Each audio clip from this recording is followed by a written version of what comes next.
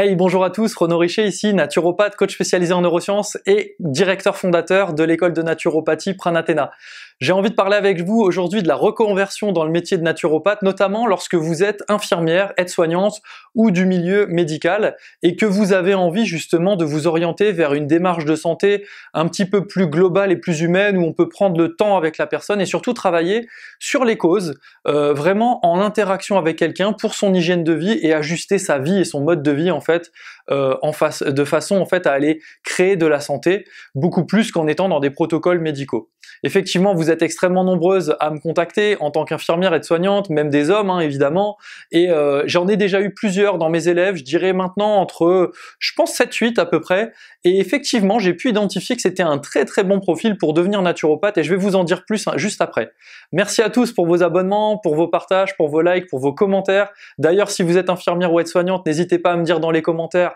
où vous en êtes, si vous êtes intéressé par ce métier, si vous envisagez de vous reconvertir, est-ce que vous rencontrez des difficultés, je me ferai un grand plaisir de vous aider. Et puis surtout, ce que j'ai pu observer depuis bien des années, c'est que vous interrogez souvent sur les modalités pour devenir naturopathe et finalement, comment choisir une formation qui soit adéquate. Alors, bien au-delà de faire la promotion de ma propre école, j'ai mis en place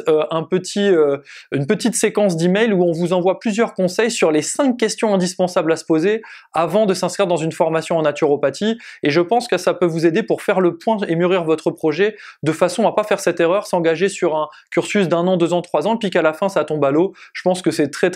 dommage quand on a justement un profil aussi exceptionnel en matière de reconversion en naturopathie.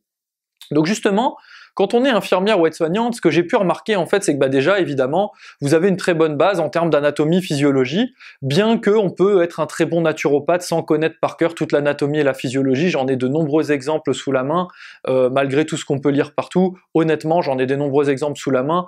puisque la naturopathie, c'est vraiment la compréhension des mécanismes de causalité, sans pour autant connaître par cœur le nom de toutes les cellules, tous les os, tous les muscles, tous les poils, tous les cheveux, tous les trucs. Et donc évidemment, d'avoir une bonne base, c'est quand même intéressant. De plus, c'est des gens qui ont déjà le jargon médical, donc ils vont pas être choqués lorsque ils devront collaborer avec un médecin, un pharmacien, avec justement des personnes qui viennent faire des soins à domicile, ou bien même avec tout simplement le client qui vient les voir en disant bah voilà, j'ai telle maladie, j'ai tel traitement, telle chose. L'infirmière ou l'aide-soignante sera en général très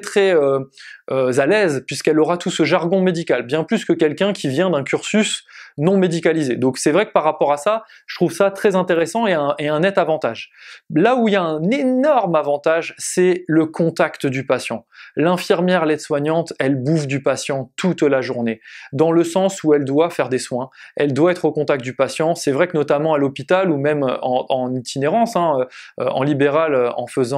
en allant directement chez les patients, en faisant des tournées, ce que j'ai pu observer, c'est que les infirmières vraiment ont tendance en fait à voir énormément de monde, à développer une forme d'empathie assez importante, notamment chez les profils qui souhaitent se reconvertir dans la naturopathie,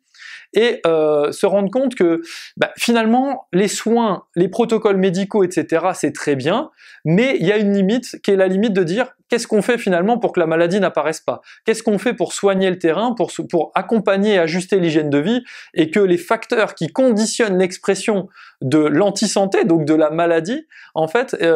qu'est-ce qu'on fait pour que ça ne soit plus là et qu'on puisse les ajuster? Et je ressens une frustration très importante dans le corps médical, y compris chez les médecins et les autres professions qu'aide-soignante ou infirmière, mais particulièrement chez l'infirmière et l'aide-soignante, qui sont au contact prolongé des patients et qui vraiment ont à cœur de les chouchouter et de les aider, et malheureusement sont limités dans leur pratique. Et souvent, c'est des gens qui ont très envie d'aller beaucoup plus loin, et j'ai pu identifier que ça génère de très bonnes réussites, et notamment des collaborations avec les milieux hospitaliers ou les autres milieux médicaux que les autres naturopathes ont plus de mal à établir, du fait de ne pas venir du milieu. Un petit peu comme si on parle pas le même langage, on n'a pas l'habitude des mêmes anecdotes, de services, de choses comme ça, et donc finalement c'est plus délicat. Quand on a déjà un pied dans l'hôpital, c'est plus facile pour dire j'amène une autre technique et j'aimerais collaborer, etc.